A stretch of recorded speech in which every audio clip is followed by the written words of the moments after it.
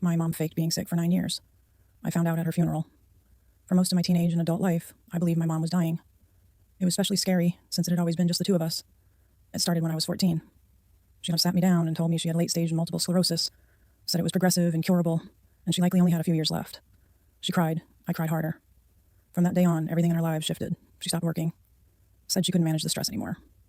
I picked up the slack. Did the cooking, cleaned the house, helped her dress on her bad days. There were a lot of bad days. She wouldn't let me come to her doctor appointments, though. Always said they were too emotional for her. I don't want you to see me like that. She showed me pamphlets, some medical bills, test results.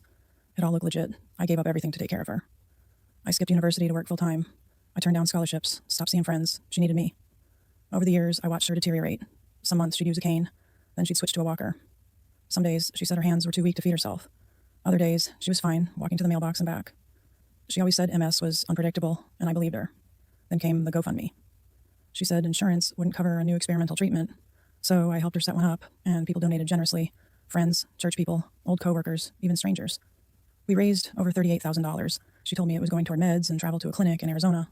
The money eventually disappeared. In her final year, she started talking about how proud she was of me, how grateful she was, how sorry she was that I'd had to grow up too fast. She said she wanted to make things right in her will. She passed away 2 months later, peacefully, in her sleep. I was the one who found her. The autopsy listed it as cardiac arrest, likely tied to long-term complications from untreated hypertension. Nothing related to MS. Apparently, she refused regular medical checkups for years, said they stressed her out. This was extremely confusing to me. Then came the truth. While handling her affairs, I found a locked box in her closet. Inside were stacks of bank statements. Not just her account, but 2 others, ones I'd never seen.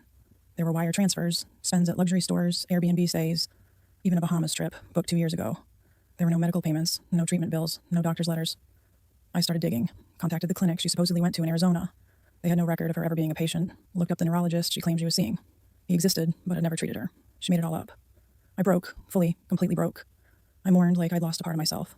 My life had revolved around her. I'd given up so much because I thought I was racing against time. I can't explain the feeling. It wasn't just betrayal. It was like my entire reality for the last 9 years had been rewritten. I confronted one of her old friends, someone from church who used to visit us.